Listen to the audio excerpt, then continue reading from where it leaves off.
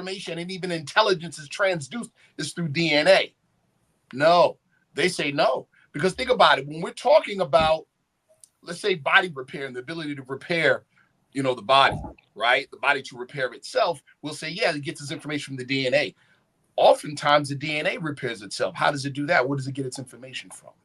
So this speaks to what Brother Billy Carson was just saying about having a self in higher exotic space, right? Now, that the interface, the actual interface, there's also hard science for that as well. We call it the borderland between the plane of soul and the plane of things made manifest. But in science and quantum mechanics, it's called the Compton radius vortex. It is the smallest substance that can carry mass in 3 dimensions, but it's a vortex. It's actually, what would be called a Bose-Einstein condensate, a miniature wormhole. And that exists in the human. 5% of dry weight brain matter is this. And also, Maywan Ho discovered it's in abundance in the body in a gel sol state. What is gel sol? Binary code, the literal matrix, right? A gel sol state in the connective tissue highway. Yeah, facts. Absolutely. So that being said, I just wanted to close it with this. Consciousness is transduced in this way from the higher dimensions down to 3D for 3D use. Shit, man. Wow. Man. Wow, y'all. Oh, man. I want to, before we get to the next question, we got about 15 minutes left. I want to give a shout out to King Simon. King Simon's in the chat, and King Simon is sharing a link to the Forbidden Knowledge Awards. So that's going out. August is popping. Yeah. August is popping. You got the Lionsgate in August. You got the Forbidden Knowledge Awards. You got the Gathered in the Masses. August is pop. You got Michael Jackson's birthday in August. You know what I'm saying? You got MJ. You know what I'm saying? Can't leave MJ out. Ever leave MJ out the equation? But yeah. August is popping, and that's the start of Virgo season. And I'm a Virgo. Billy's a Virgo. It's the start of Virgo season, the end of August. So always love when August comes around, and it's a beautiful thing. So family, make sure y'all check out that. You just said that because your birthday come up after that. Huh? What you said, Rob? What you said? I said you just said that because you could see your birthday clearly. You got it. Oh man, let me ask y'all this, man. What a good time we having. And like I said, that's the most important thing about this information is enjoying yourself, being childlike with this information. We hear all this new age talk, y'all. We all seen the documentary The Secret. We all seen the documentary What the Bleep Do You Know, as well as so many other documentaries. But those 2 documentaries really set it off when it came to the law of attraction and laws of the hermetic laws of the universe. Those 2 documentaries really popularized it in this culture. We always hear people say the people you meet are a reflection. We always hear this term reflection. Everybody you meet is a mirror image. They're a reflection of who you are. Everybody you meet is a mirror image, a reflection of mirror. We constantly hear that, right? But what I'm thinking, I'm a Virgo, so I'm over analytical. I'm analyzing, I'm studying, I'm observing. And what I'm saying is the people I meet that are extraordinary people, let's say Rod Hayes. Rod Hayes doesn't meet 100 Rod Hayeses. Billy Carson doesn't meet 100 Billy Carsons. Billy Carson is an amazing individual. One of the most amazing individuals I know. B-Dell, one of the most amazing. If B-Dell stands out in the crowd in terms of outside of the intellect, just character. That dude got character.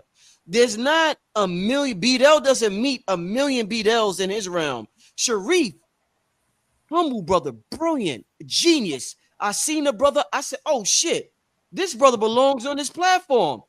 Where the hell this brother? Like, are y'all crazy? Do y'all see what this brother possess? The point I'm trying to make is all the brilliance y'all possess. Y'all not me, according to this law of attraction, y'all not meeting 1,000 brothers or sisters that's like y'all. Y'all may meet 1, 2, 3, 4, 5. You could count it on your hand. So if everybody's a mirror image, everybody's a reflection, while all of us are only meeting a handful of people that got the character, that got the traits, that got the love that we have. Because we looking at ourselves in the carnival funny mirror house. You gotta explain that one, Rod. Come on, Rod. Explain that. What the hell you mean, Rod? What you mean? Look, you stand in one mirror. Look, you stand in one mirror, you a little short, fat, dumpy dwarf. You stand in another mirror, you a tall, skinny, anorexic giant. You looking at them from the different mirrors in the funny house, in the funny mirror room. You got all these different mirrors that project your image back to you in a different way. The hard part is to find yourself in other people so that you can see how to help them better discover who they are. That's why why you a mirror, so you can help them find themselves once you find yourself. As B. Dale say, your self-mastery will trigger the self-mastery in others. Okay. Yeah, powerful.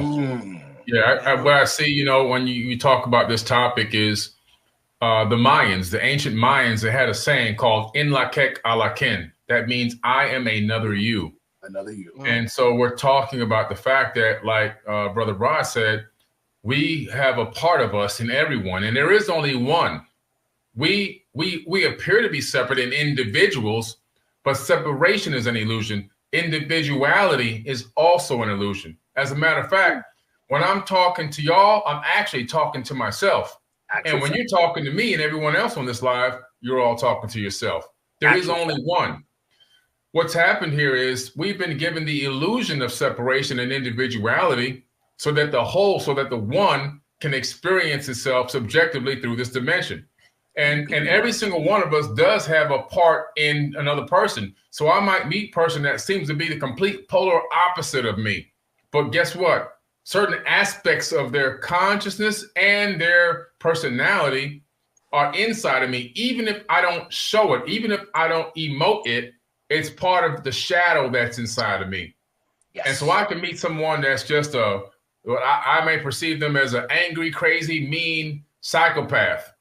I have those aspects inside of myself as well. I've been able to oppress them or suppress them, right? I thought you was remembering me, brother. Really? No, Rod. So, but those are in there. So all the things that we have to do, that's why we have to do our shadow work, so we can discover who we truly are on the inside. I think most people don't know who they are. Like I say all the time, when we're born, we're given a name, a race, and a religion, and we spend our whole life defending a false identity. A lot of us we can't recognize ourselves as somebody else because we don't even know who the hell we are. Who is Billy Carson? I don't know. That name was given to me. That's right. Why do I believe this and I believe that? Because somebody forced it down my throat from the time I was a baby all the way up. And now I'll defend that to the death in some cases, right? And this is what we see through religion and poly tricksters and everything else that's going on in this world. Anything that can become dogmatic propaganda, yes. We know that it is just forced on us, and we carry it from generation to generation. When I meet somebody, my job is to try to find some sense of myself in them. And if I don't see it, my job then is to have empathy for that person. My job is to enact the empathy and actually begin to try to relate on a spiritual level, and then see how I can spiritually affect that person, how I can on a frequency affect that person to get them to raise their vibration or see things a little bit differently. It's not to be combative. It's not to go head to head in battle all the time. Sometimes it's to be able to see like, wow, that's an aspect of me.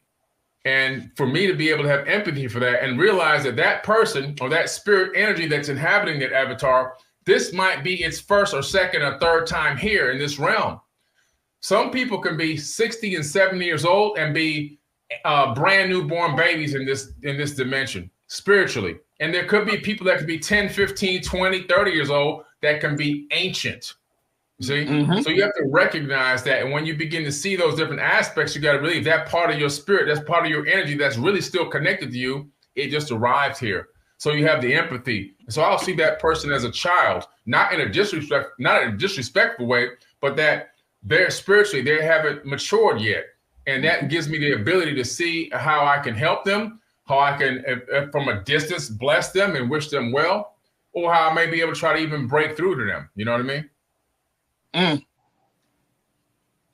What do y'all think about the culture? You know, culture. A lot of people feel as though culture is important, and I agree. Culture has this importance. In our culture, one thing that's stressed, especially in Black culture, is expressed to respect your elders.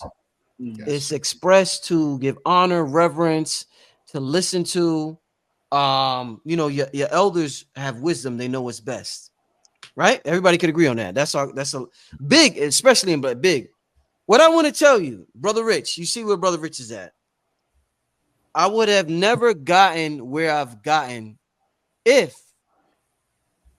I allowed the elders to gear me, to direct me.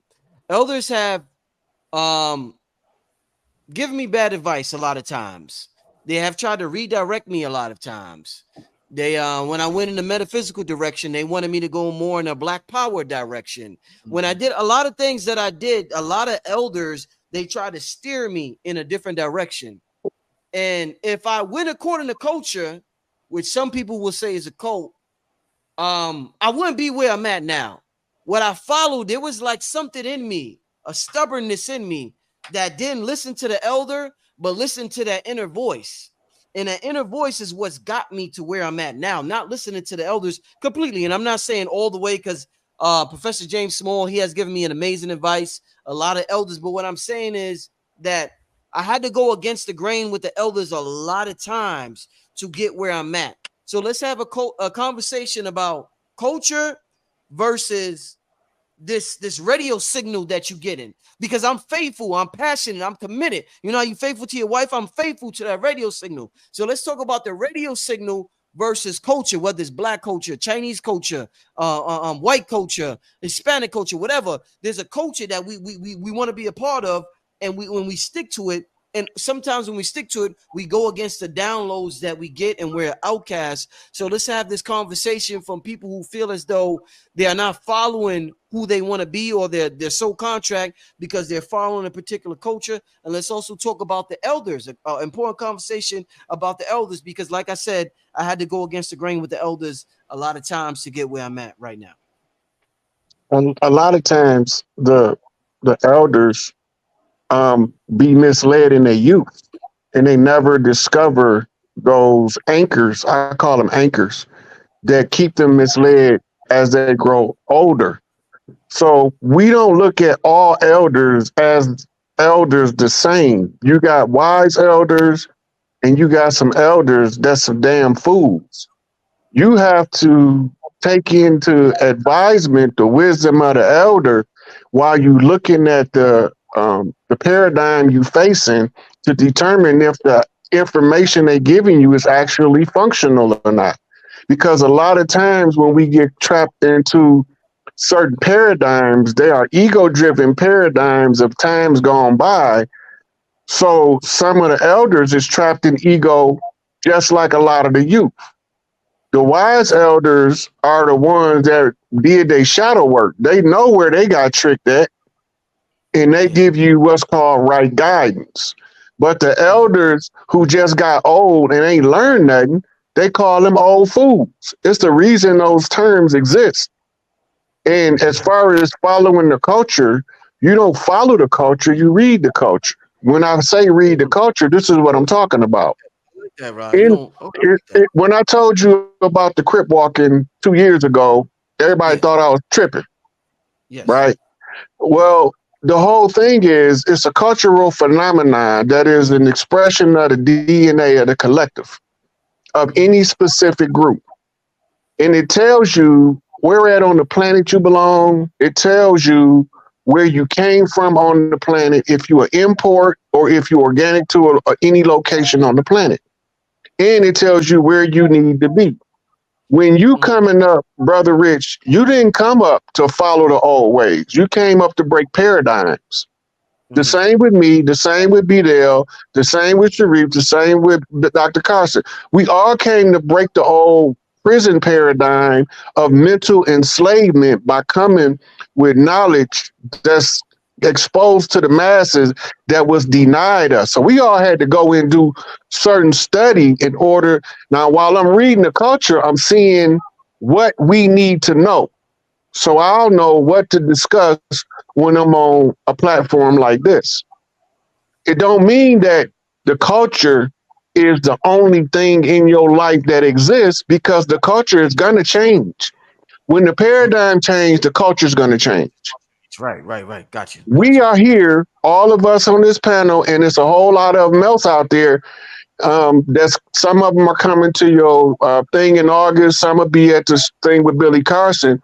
We came to break the prison mindset paradigm that keep us trapped in the falsehood of the truth and falsehood strangely mixed paradigm. We've been living in the shadow of the truth, which been manifested as falsehood. So we have to break free from that. We have to be selective about which one of the elders that we listening to. Just because a person is older than you, don't even make them a righteous elder. That's critical to understand for the youth, because a lot of these old conditioned with the old system elders is in the way. And the youth not going to listen to them because they're not giving them anything that they can use to create their own from what they have within them. They trying to tell them, follow the old paradigm. Don't let nobody make you change the old paradigm, and we'll be all right. No, we won't. Break the old paradigm, upset the peace, and establish some justice, Brother Sharif. So the youth is here to upset the peace. You here to upset the peace, to establish justice. We got to break the prison paradigm. And the prison paradigm is the triangulation of the divide and conquer mechanisms that they've been used as social engineering programs to keep us fighting each other, so we won't never overthrow the tyranny of the beast that's sitting on our neck. I don't want to overthrow the brother that's got the same boot on his neck that I got on mine. I want to throw the one that's wearing the boot off both of us. Right? Right. So just because they are elder, don't make them a wise elder. It's a difference. Just because they older than you, don't make them your elder. You, Brother Rich, is a lot of people that's older than you elder because they look up to you for guidance and direction based on your platform. You bring people to them that offer stuff that can allow them to uplift themselves so they don't have to rely on nobody else. That's teaching them to fish instead of just throwing the fish on their plate saying eat. Right. Facts. Facts. Oh yeah. Yeah. I mean, Rod just said a mouthful, man. Really, you know. Yeah. And you know, I'm glad I'm one of these people that I never took the programming code. You know. Fortunately for me, growing up in New York, you know, born in the 1970s, you know, 1971 to be exact, and growing up in Queens, New York, in Cambria Heights. At that time, Cambria Heights was a mixed neighborhood. Right. And also, not only was that a mixed neighborhood, but my family being part Caribbean and part Puerto Rican, and then also my aunt marrying an actor from Europe that was white. And so I'm in a smorgasbord in New York. I'm around Spanish, Black, Caribbean, Black, white. I'm around Asians. I got everybody there. And so from the age of 1 to 7, or just before 6, really, just before I turned 7, this was my upbringing. What is the most crucial time for a youth? For them to learn and absorb information like a sponge from the age of 1 to 7. So from the age of 1 to 6, this was my surrounding. This is what I absorbed. And everyone had fun and loved each other. And there was no strife and everybody got along and we played with everybody. And then I came from there straight to Miami, Florida, right to the hood in Opelika. We left my grandmother's house and my parents decided they want to spring off on their own. We end up right in the heart of the ghetto in Opelika down in Miami, Florida, where everything was predominantly Black. Not a problem, but I was able to see the difference between two styles of living, right? So I had the understanding of this multicultural lifestyle, and now I'm in this all Black lifestyle, 2 different lifestyles. So I have 2 different perspectives on reality, my reality. And that first 6 years is really encoded into my body. I never developed any level of racism, hate, or anything like that. even though I was thrown into the ghetto and was extremely impoverished, I never took the victim mentality. I never blamed the man for all of my downfallings and we ain't got this and we ain't got that. I took the PTG instead of PTSD. Instead of PTSD, I developed post-traumatic growth, PTG. And I was able to foresee like, hey, I'm going to get out of this situation. And so I took that whole mindset into my entire life. And I think everyone needs to do that. Get out of the victimhood mindset. Get out of the PTSD mindset. Stop blaming everything and forget about what all these old elders are always telling you. Some of it's good, but you have to have discernment. Like Rod Hayes was saying, you have to have some discernment. Take what's good and take what's not good, what's not serving your higher self, and discard it. I do that with all information. Look, I'm not a Christian, but I read the biblical text. Right. There's some good information in there that I can actually apply